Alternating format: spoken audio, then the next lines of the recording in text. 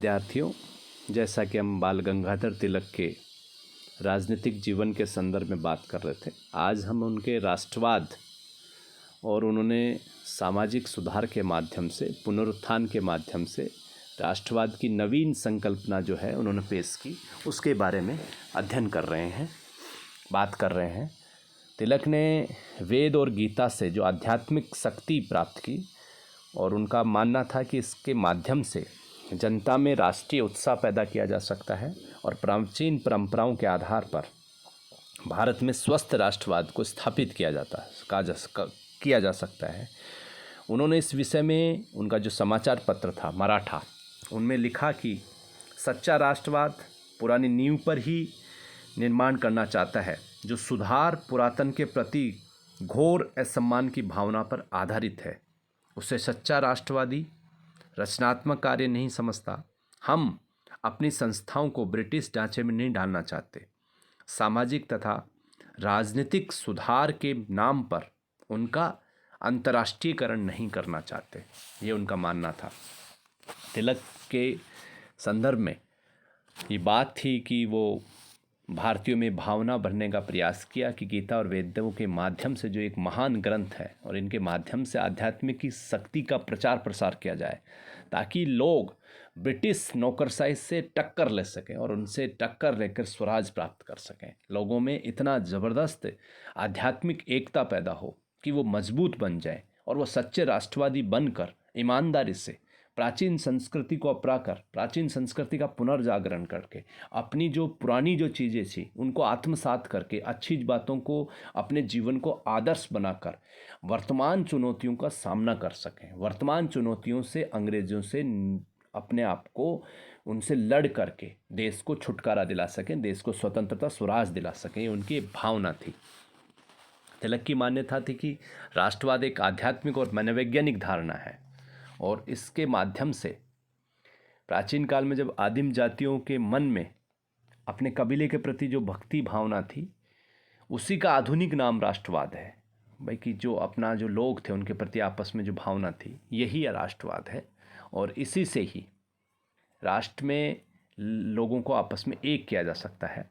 तिलक की मान्यता कि राष्ट्रवाद राष्ट्रीय एकता पर आधारित है और वही सच्चा स्वस्थ राष्ट्रवाद है, जिसमें विभिन्न विचारधाराएं, जातीय भेद समाप्त हो, अस्वस्थ मत मतांतर आदि का जो है कोई विशेष स्थान नहीं हो और एक समान भाषा, समान धर्म, समान संस्कृति आपस में पनप सके और राष्ट्रीय एकता की स्थिति आ सके, ताकि लोग मनोवैज्ञानिक और आध्यात्मिक रूप से अपने आप को एक समझें, एक महसूस करें। इसलिए उन्होंने प्राचीन काल में जो विद्यमान जो चीज़ें थी उनको नए तरीके से जोड़कर अपने आप को उन्होंने इस बात को रखा। तिलक के प्रत्येक कार्य जो था उसमें एकता की भावना सबसे इम्पोर्टेंट थी, चाहे वो धार्मिक भाषण हो, राजनीतिक हो, सामाजिक हो, कोई भी हो। उनका मानना था कि जो है एकता के बिना भारत में अंग्रेज़ों से मुकाबला नहीं किया जा सकता। भारत में विद्यमान जो विभिन्न पंथ, वैदिक धर्म की जो शाखाएं हैं, ये जो है ये आपस में मिल जाएं, आपस में भेद नहीं हो, किसी प्रकार का कोई विभाजन नहीं हो, ताकि लोगों में सामंजस्य की स्थिति पैदा हो सके। इसलिए उन्होंने अपने आप को इस बात को लेकर आगे बढ़ाया। हिंदुओं में सामंजस्य की बात की, एकता की बात की। राष्ट्रवाद के विकास में उन्होंने सार्वजनिक उत्सव को महत्वपूर्ण माना, इसी कारण वो गणपति और शिवाजी उत्सव को मनाया। केसरी में लिखा है कि गणपति की पूजा यूनान के ओलंपियन और पिथियन उत्सव में से की, उन्होंने उसकी तुलना उससे की। यूनान में ओलंपियन और पिथियन उत्सव से की। तिलक की मान्यता था कि उन उत्सव के माध्यम का आयोजन प्रतीक स्वरूप राष्ट्रवाद की भावनाओं को पैदा करता है। राष्ट्रीय उत्सव, राष्ट्रगान, राष्ट्रीय ध्वज आदि के प्रति लोगों के में तीव्र संवेग थे, भाव थे, वो सुप्त नहीं होने चाहिए, उनमें तीव्रता होनी चाहिए। राष्ट्रवाद का प्रतीकात्मक प्रदर्शन होना चाहिए, ताकि राष्ट्र सांस्कृतिक रूप से मजबूत हो सके, जुड़ सके। अब इससे कई बार ऐसा लगता है कि क्या तिलक हिंदूवादी थे, हिंदू राष्ट्रवादी थे और मुस्लिम विरोधी थे। तिलक को व्यक्तिगत रूप से हिंदू धर्म तथा संस्कृति पर बहुत गर्व था और उनके राष्ट्रवादी चिंतन में पुनरुत्थान की बात थी। इसलिए उनके आलोचक कहते हैं कि वो हिंदू राष्ट्रवादी थे, मुसलमानों के विरोधी थे। जकारिया कहता है कि वे हिंदुओं की मुस्लिम विरोधी बदले की भावना के प्रतिनिधि थे। अंग्रेज विचारक है पावेल प्राइस, वो कहते हैं मुस्लिम लीग भारतीय राष्ट्रीय कांग्रेस का जवाब थी, आवश्यक भी थी, क्योंकि तिलक जो थे असहिष्णुता से पृथकत्व की बात करते थे, वे स्वशासन की संभावना में अधिक बात करते थे और उसमें हिंदू पुट था, मुसलमान को एक बड़ा वर्ग। भारतीय राष्ट्रीय कांग्रेस और राष्ट्रीय आंदोलन से अलग रहा। इसे रजनी पामदत्त कहते हैं तिलक और अरविंद घोष इसके लिए दोषी ठहराया गया। रजनी पामदत्त ने इसके लिए, रजनी पामदत्त इतिहासकार, उन्होंने इस बात के लिए कि जो मुसलमान वर्ग था वो कांग्रेस में अधिक सक्रिय क्यों नहीं रह पाया, उसका कारण उन्होंने अरविंद घोष और तिलक को माना। उन्होंने दोनों को, राष्ट्रीय जागरण को हिंदू पुनरुत्थान के साथ जोड़ दिया, इसलिए मुस्लिम जनता राष्ट्रीय आंदोलन से अलग हो गई और यही बात लगभग सिरोल ने कही है। लेकिन ये सब बातें अधूरी हैं, मान्यताओं पर आधारित हैं, इनमें असत्यता अधिक है, इनमें कोई तर्क नहीं है। इसलिए ये बात कहें कि तिलक केवल हिंदू समर्थक थे, ये बात बेईमानी होगी। तिलक के धार्मिक पुनरुत्थानवादी विचारों में मुसलमानों का एक वर्ग भारतीय राष्ट्रीय कांग्रेस और राष्ट्रीय आंदोलन से अलग हो गया, ये बिल्कुल गलत बात है। 1890 में सार्वजनिक सभा में जब प्रवेश किया तिलक ने, 1893 तक उनकी कोई ऐसी स्थिति नहीं थी जो राजनीतिक विचारधारा को प्रभावित कर सकें। दूसरी ओर मुसलमान और कांग्रेस राष्ट्रीय आंदोलन से पृथक करने की स्थिति 1885 में हो गई थी और 1888 में प्रारंभ हो गई थी, और इसके लिए अंग्रेज जिम्मेदार थे। उन्होंने मुसलमान नेताओं को अलग से, अपने आप को अलग रखकर कांग्रेस के प्रति उनको दूर करने का प्रयास किया गया।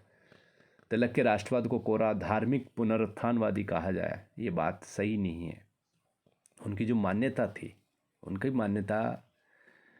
मानना था कि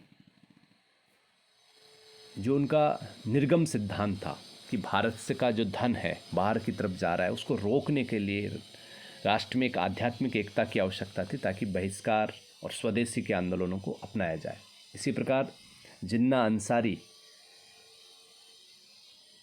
ने तिलक के राष्ट्रवादी भावनाओं के सराहना की है, क्योंकि वो तर्कशील व्यक्ति थे, इंटेलेक्चुअल व्यक्ति थे, और उनकी बुद्धिमत्ता और नरमवादी नीति के कारण 1916 में लखनऊ समझौता हुआ। मोहम्मद अली, शौकत अली और हसरत मोहानी तिलक को अपना राजनीतिक गुरु मानते थे। तो ये कहना कि वो मुस्लिम विरोधी थी, ये बिल्कुल बेईमानी है, गलत है। शौकत अली ने कहा है कि मैं पुनः 100वीं बार कहना चाहता हूँ कि मोहम्मद अली और मैं तिलक की पार्टी के थे और आज भी हैं। हसरत मोहानी का कथन है, उस अल्पायु में मैंने तिलक को अपने लिए आदर्श नेता मान लिया था। मैंने तिलक को हर दृष्टि से प्रत्येक अन्य नेता से श्रेष्ठ पाया। डॉक्टर अंसारी और आसफ अली जैसे राष्ट्रवादी मुस्लिम नेता भी मुसलमानों के परम मित्र और शुभचिंतक थे, इसलिए उनके ऊपर कोई आरोप लगाना ये गलत है। इसी तिलक ने ही खिलाफत आंदोलन की भूमिका को तैयार किया था, जो मुसलमानों का प्रमुख बड़ा मूवमेंट था उस समय का, और जिसमें कांग्रेस पार्टी ने उस मूवमेंट को उठाया। और इसलिए कहें कि वो मुसलमानों के विरोधी थे, वो गलत बात है। वो मानववादी थे। वो इन सब उत्सवों के प्रति जो उनकी भावना थी वो ये थी कि राष्ट्र में आध्यात्मिक एकता का संचार करके अंग्रेज़ों से किस प्रकार मुकाबला किया जा सकता है, राष्ट्र की एकता, अखंडता और पुरानी प्राचीन मान्यताओं को लोगों को समझाया जाए। और ये समझाने के लिए ये सब उत्सव और ये अखबार आवश्यक है। और उनका कोई धर्म विरोधी बात है, मुस्लिम विरोधी बात है, और ये जो सब कपोल कल्पना है वो हिंदू राष्ट्रवाद के नहीं, बल्कि राष्ट्र के शक्तिशाली और सर्वोत्तम प्राणी थे। उन्होंने अपने आप को किसी प्रकार से कहीं एसोसिएट इस रूप में नहीं किया कि वो केवल हिंदूवादी थे। उनका जो विचार था और उनका जो उद्देश्य था वो अंग्रेज़ों के पीछे धकेलना था, राष्ट्रीय स्वतंत्रता आंदोलन को बढ़ावा देना था। राष्ट्रीय स्वतंत्रता आंदोलन में देश में एकता का संचार करना था, ताकि देश इन नवीन चुनौतियों का और अंग्रेज़ों का डटकर मुकाबला कर सके, लोगों की भागीदारी अधिकाधिक बढ़ सके, ताकि अंग्रेज अंग्रेज कमज़ोर हो जाए, आंतरिक रूप से कमज़ोर हो जाए और देश को बचाया जाए। उन्होंने निर्गम सिद्धांत का विरोध किया कि भारत के जो मेहनतकश लोगों का जो पैसा है वो अंग्रेज बाहर इंग्लैंड भेज रहे हैं, उसका उन्होंने विरोध किया और इसलिए उन्होंने पैरेलल ये सब चीज़ें बात कही। तो इनके ऊपर ये मुस्लिम विरोधी होने का जो आरोप है वो निराधार है। धन्यवाद।